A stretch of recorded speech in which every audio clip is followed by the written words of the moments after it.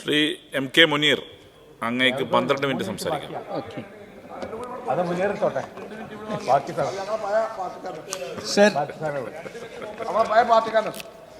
ഞാൻ ഈ കേരള ധനകാര്യ ബിൽ സബ്ജക്ട് കമ്മിറ്റിക്ക് അയക്കണമെന്ന ഉപക്ഷേപത്തെ എതിർക്കുകയാണ് സർ. സത്യത്തിൽ ഒരു ഇടതുപക്ഷ ഗവൺമെൻറ് ഇതുപോലെ ഒരു ധനകാര്യ ബില്ല് എങ്ങനെ കൊണ്ടുവരാൻ നിങ്ങൾക്ക് കഴിയുന്നു എന്നുള്ളതാണ് ഞാൻ ആലോചിക്കുന്നത്. ഇവിടെ വിഷ്ണുനാഥൊക്കെ സൂചിപ്പിച്ചതുപോലെ ഏറ്റവും അടിസ്ഥാന വിഭാഗത്തിൻ്റെ, അധസ്ഥിത വിഭാഗത്തിൻ്റെ, സാമൂഹ്യ നീതി ആഗ്രഹിക്കുന്നവരുടെ നീതി നിഷേധമാണ് സത്യത്തിൽ ഈ ബില്ല്. അതുതന്നെയാണ് കോർട്ട് ഫീ.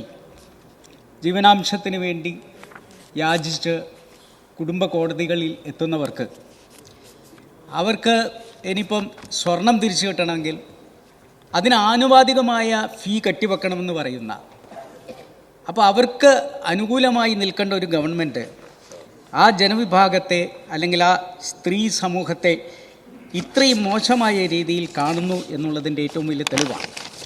അതുകൊണ്ടാണ് ഇടതുപക്ഷം എന്ന് പറഞ്ഞാൽ, ഇപ്പോൾ ഈ അടുത്ത് സത്യാസാഗർ എന്ന് പറയുന്ന ഒരു വ്യക്തി fear and hope of post the 4th June എന്ന് പറയുന്ന ഒരു ലേഖനം എഴുതിയിട്ടുണ്ട്. അതിൽ ആരാണ് ഇടതുപക്ഷം എന്നതിൽ കൃത്യമായി പറയുന്നുണ്ട്.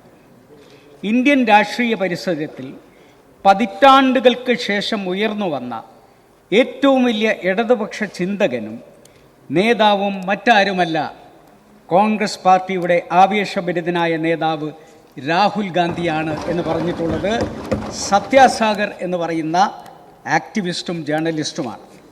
അദ്ദേഹത്തെ ഉദ്ധരിച്ചുകൊണ്ട് ദാമോദർ പ്രസാദ് തിങ്കിൽ എഴുതിയിട്ടുണ്ട്, ഒരു പക്ഷേ ഇത് അറിയാത്ത ഏക ഘടകം കേരളത്തിലെ CPM ആയിരിക്കും എന്ന് അദ്ദേഹം എഴുതിയിട്ടുണ്ട്.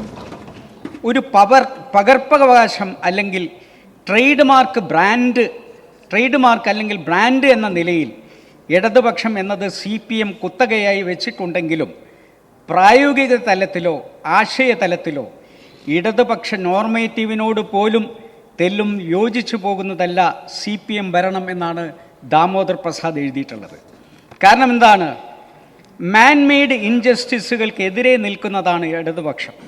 സാമൂഹിക രാഷ്ട്രീയ മണ്ഡലത്തിൽ മനുഷ്യനിർമ്മിത അനീതി അതിനെതിരെ നിൽക്കുമ്പോഴാണ് ഇടതുപക്ഷമാകുന്നത്. പക്ഷെ ഇവിടുത്തെ ഇടതുപക്ഷം, അദ്ദേഹം പറയുന്നു, സമ്പത്തിൻ്റെ കുന്നുകൂട്ടലും അപഹരിക്കലും സാമൂഹികമായ മർദ്ദനവും അടിച്ചമർത്തലും സാമൂഹിക വിഭജനങ്ങളും വ്യത്യസ്തതകളുടെ നിർമ്മാർജ്ജനവും എല്ലാം തന്നെ മനുഷ്യനിർമ്മിത അനീതിയാണെങ്കിൽ ആ അനീതിയാണ് ഇന്ന് ഇടതുപക്ഷം എന്ന ഓമനപ്പേരിൽ സ്വയം വിളിക്കാൻ ആഗ്രഹിക്കുന്ന മാർക്സിസ്റ്റ് പാർട്ടി ചെയ്യുന്നത് എന്ന് ദാമോദർ പ്രസാദ് പറയുന്നു. സർ, ഇത് തന്നെയല്ലേ തിരുവനന്തപുരം ജില്ലാ കമ്മിറ്റിയും പറഞ്ഞിട്ടുള്ളത്?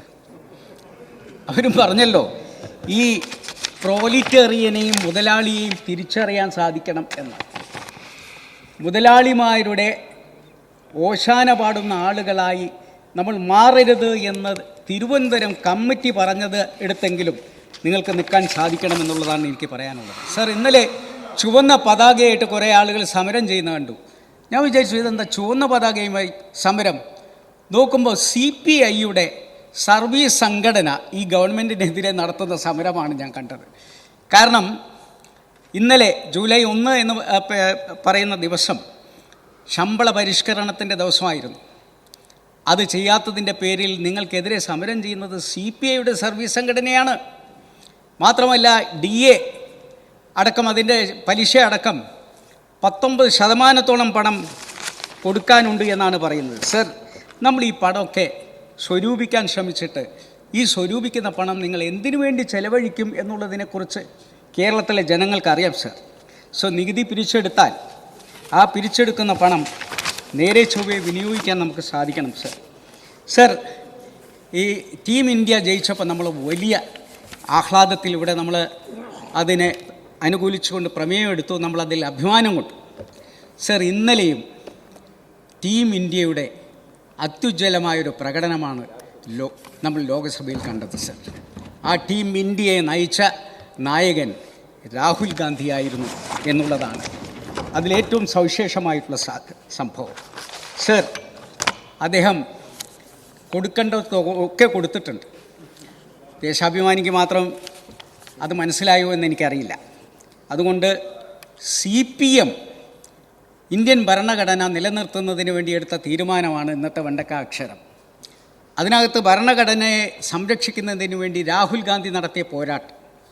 സർ, ഓം ബിർളയോട് അദ്ദേഹം പറഞ്ഞത്, പ്രധാനമന്ത്രിക്ക് മുന്നിൽ നിങ്ങൾ ഓച്ഛാനിച്ചാണ് നിന്നതെങ്കിൽ എൻ്റെ മുന്നിൽ നിങ്ങൾ തലയുയർത്തി നിന്നല്ലോ, നിങ്ങൾ വിധേയനാവേണ്ടവനല്ല എന്ന് അദ്ദേഹം ഓർമ്മപ്പെടുത്തിയപ്പോൾ ഓം ബിർള പറഞ്ഞത്, ഞാൻ പ്രായമായവരെ ബഹുമാനിക്കുമെന്നാണ്. രാഹുൽ ഗാന്ധി പറഞ്ഞത്, അതിനേക്കാൾ മുമ്പ് നിങ്ങൾ ഇരിക്കുന്ന കസേരയെ ബഹുമാനിക്കാൻ നിങ്ങൾക്ക് സാധിക്കണം എന്നുള്ളതാണ്. സ്പീക്കർ എന്ന പദവി സത്യത്തിൽ വിധേയത്വത്തിനുള്ളതല്ല. ഇനി ചരിത്രത്തിൽ നമ്മൾ ഓം ബിർളയെ ഓർക്കുമ്പോൾ നമുക്ക് ഓർമ്മ വരുന്നത് വിധേയനിലെ തൊമ്മിയെയായിരിക്കും. തൊമ്മി എന്ന് പറയുന്ന കഥാപാത്രമാകേണ്ട ആളല്ല സ്പീക്കർ എന്നുള്ള ഉജ്ജ്വലമായ ഒരു താക്കീതാണ് ഓം ബിർളയ്ക്ക് നൽകിയിട്ടുള്ളത്. അദ്ദേഹം സത്യത്തിൽ ഹിന്ദുയിസം എന്ന് പറഞ്ഞാൽ അത് RSS അല്ല, BJP അല്ല, അത് അതിലും വിശാലമായതാണ് എന്ന് പറഞ്ഞതിൻ്റെ പേരിൽ ഒരു പുതിയ രീതിയിലുള്ള ഒരു നെറേറ്റീവ് BJP കൊണ്ടുവരികയാണ്. അദ്ദേഹം ഹിന്ദുവിനെതിരെ സംസാരിച്ചു എന്ന് പറഞ്ഞുകൊണ്ട്. സത്യത്തിൽ ദേശാഭിമാനിയിൽ അതാണ് വെണ്ടക്കാക്ഷരത്തിൽ വന്നിരിക്കുന്നത്. BJP അദ്ദേഹത്തെ ഹിന്ദു വിരുദ്ധൻ എന്ന് പറഞ്ഞതാണോ ഇന്നലത്തെ ഏറ്റവും വലിയ പ്രശ്നം? സത്യത്തിൽ RSS എന്ന് പറയുന്ന ഒരു പ്രസ്ഥാനത്തിൻ്റെ ഉൾവിളികളെക്കുറിച്ചും അതിൻ്റെ ഐഡിയോളജിയെക്കുറിച്ചും ഇത്രയും ധൈര്യമായി ലോകസഭയിൽ പറയാൻ അദ്ദേഹത്തിന് സാധിച്ചു എന്നതിൽ അദ്ദേഹത്തെ നമ്മൾ അഭിനന്ദിക്കുകയല്ലേ വേണ്ടത്? മാത്രമല്ല, ഇതേ RSSനെതിരെ രാജ്യസഭയിൽ അതേസമയം വേറൊരു പ്രസംഗം നടക്കുന്നുണ്ടായിരുന്നു. അത് നമ്മുടെ പ്രിയപ്പെട്ട കോൺഗ്രസിൻ്റെ അധ്യക്ഷൻ്റേതായിരുന്നു എന്നുള്ളതാണ് അതിൽ ഏറ്റവും വലിയ ഒരു സവിശേഷതയായി ഞാൻ കാണുന്നത്. അവിടെ നിങ്ങൾക്കറിയാം, രണ്ട് സ്ഥലത്തും ജഗദീപ് ധൻകർ എന്ന് പറയുന്ന ഉപരാഷ്ട്രപതി അദ്ദേഹം അവിടെ വെച്ച് RSSനെ ന്യായീകരിച്ചുകൊണ്ട് സംസാരിച്ചു. നിങ്ങൾ RSSനെതിരെ പറയരുത്. പക്ഷേ മല്ലികാർജുന ഖാർഗെ പറഞ്ഞു, അത് ജാതി വ്യവസ്ഥയെ അനുകൂലിക്കുന്നവരാണ് RSS എന്ന് അദ്ദേഹം സധൈര്യം പറയുകയുണ്ടായി. ആ RSS എന്ന് പറയുന്ന പദം രാജ്യസഭാ രേഖകളിൽ നിന്ന് ഉപരാഷ്ട്രപതി നീക്കിക്കളഞ്ഞു എന്നുള്ളത് നിങ്ങൾ ആലോചിച്ച് നോക്കൂ. കാലം എവിടെ എത്തിയിരിക്കുന്നു? ഏത് RSS? ഓർഗനൈസർ എന്ന് പറയുന്ന മാഗസിൻ നിങ്ങൾക്ക് ഓർമ്മയുണ്ട്. ഇന്ത്യക്ക് സ്വാതന്ത്ര്യം കിട്ടിയ അന്ന് പറഞ്ഞിട്ടുള്ളത് ത്രിവർണ പതാക എന്ന് പറയുന്നത് ഇറ്റ്സ് എ ബാഡ് ഓമൻ എന്നാണ്. അതൊരു ചീത്ത ശകുനമാണ് എന്ന് പറഞ്ഞിട്ടുള്ളവരാണിവർ. മാത്രമല്ല, ഭരണഘടന ഉണ്ടാക്കിയ ശേഷം അതേ ഓർഗനൈസറിൽ ഈ കോൺസ്റ്റിറ്റ്യൂഷൻ ഭാരതീയമല്ല, പകരം മനുസ്മൃതിയാണ് ഉണ്ടാകേണ്ടത് എന്ന് പറഞ്ഞിട്ടുള്ളവർ ഇന്ന് ഭരണഘടനയെക്കുറിച്ച് സംസാരിക്കുന്ന ഒരു സാഹചര്യത്തിൽ പ്രിയപ്പെട്ട കമ്മ്യൂണിസ്റ്റ് പാർട്ടി ആലോചിക്കേണ്ടത്, ഭരണഘടനയ്ക്ക് അന്ന് സംരക്ഷണം നൽകിയ ആ പാർട്ടിയുടെ പിൻഗാമികൾ എന്നുള്ള നിലയ്ക്ക് രാഹുൽ ഗാന്ധിയെക്കുറിച്ച് ഒരു വാക്കെങ്കിലും നിങ്ങൾക്ക് പറയാൻ മനസ്സുണ്ടാകേണ്ടിയിരുന്നു. ഇപ്പോഴും നിങ്ങൾ ഇതിനകത്ത് അദ്ദേഹത്തിനെതിരെ സംസാരിച്ചുകൊണ്ടിരിക്കുക. അദ്ദേഹം BJPയുടെ കൂടെ നിൽക്കുന്ന ആളാണെന്നാണ് പറയുന്നത്. ഇന്നത്തെ പ്രസംഗം നിങ്ങൾ കേട്ടില്ലേ? മോദിക്ക് ഇനി തലയുയർത്തി നിൽക്കാൻ സാധിക്കുമോ?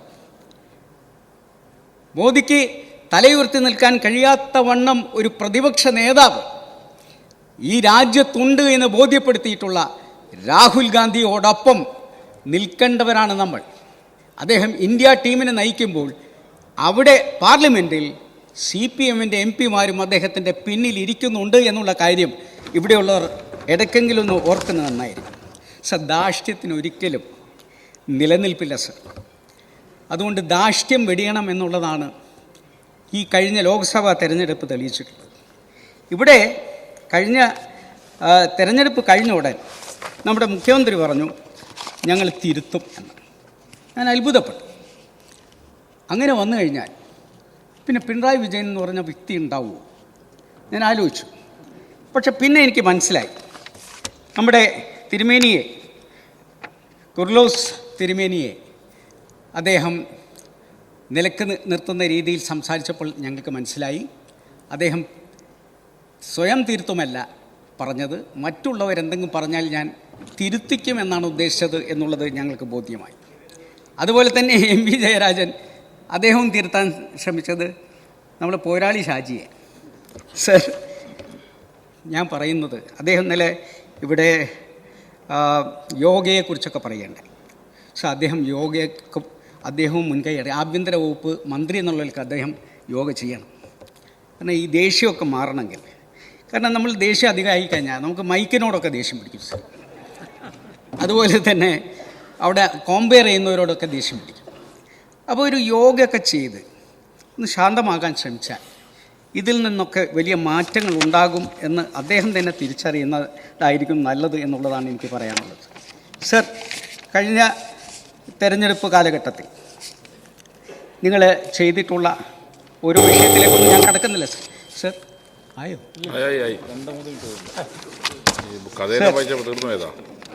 ഈ നമ്മളെ വ്യക്തിപൂജ എത്രമാത്രം പ്രശ്നങ്ങൾ ഉണ്ടാക്കും എന്നുള്ളതിൻ്റെ ഏറ്റവും വലിയ തെളിവാണ് കഴിഞ്ഞ തെരഞ്ഞെടുപ്പ്. പക്ഷെ പിണറായി വിജയൻ എന്ന് പറയുന്ന വ്യക്തി ഇപ്പം ഈ അടുത്ത് ആനന്ദ് എഴുതിയിട്ടുള്ള ഒരു ലേഖനമുണ്ട്, 1987 എഴുതിയതാണ്. രാജാവെന്നാൽ ആരമ്മേ രാജാവ് ഈശ്വരൻ മകനെ എന്ന് പറയുന്ന ഒരു പാഠപുസ്തകത്തിലെ പാഠം അദ്ദേഹം എടുത്തുദ്ധരിക്കുന്നുണ്ട്. പക്ഷെ അതിനിപ്പോഴും പ്രസക്തിയുണ്ട്. മോദി അദ്ദേഹം ഒരു ദൈവമാണ് എന്ന് സ്വയം പറഞ്ഞു. അദ്ദേഹം രാജാവാണ് എങ്കിലും ഞാൻ ദൈവമാണ് എന്ന് പറഞ്ഞതിൻ്റെ അനന്തരഫലം അദ്ദേഹം അനുഭവിച്ചു. പക്ഷെ അതേപോലെ ഇവിടുത്തെ രാജാവ് അങ്ങനെ പറയുന്നില്ലെങ്കിലും അനുയായികൾ പറഞ്ഞുകൊണ്ടിരിക്കുകയാണ് ഇത് ദൈവമാണ് എന്ന്. ഏതോ ഒരു ക്ഷേത്രത്തിൻ്റെ മുന്നിൽ അന്നം തരുന്നവനാണ് ദൈവമെങ്കിൽ ഞങ്ങളുടെ മുഖ്യമന്ത്രിയാണ് ഞങ്ങളുടെ ദൈവം എന്ന് പറയുന്നത്. സർ, അങ്ങനെ പറയുന്ന ഒരു സാഹചര്യം ഉണ്ടാകുമ്പോൾ ഉണ്ടാകുന്നത് സമയം കഴിഞ്ഞു. സി കെ ആശ 9 മിനിറ്റ്.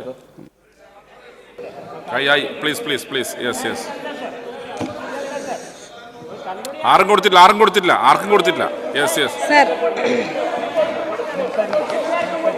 2024-25 സാമ്പത്തിക വർഷത്തേക്കുള്ള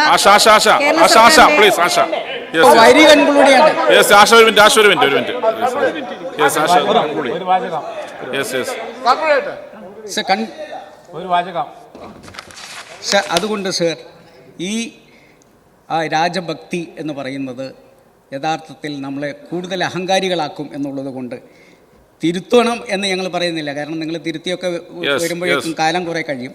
എങ്കിലും നിങ്ങൾ ചെയ്തിട്ടുള്ള തെറ്റുകൾ നിങ്ങൾ തന്നെ തിരിച്ചറിയാനെങ്കിലും നിങ്ങൾക്ക് സാധിക്കട്ടെ. ഈ ഉപക്ഷേപത്തെ